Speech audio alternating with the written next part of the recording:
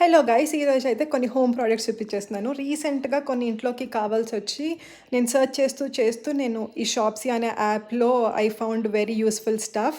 చాలా affordable prices అనిపించాయి. అందుకే నేను దీంట్లో షాప్ చేశాను.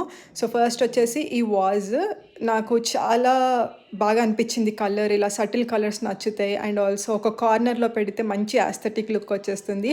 నేను ప్రైజెస్ అన్నీ స్క్రీన్ మీద మెన్షన్ చేస్తాను చూడండి ఫర్ యువర్ రిఫరెన్స్.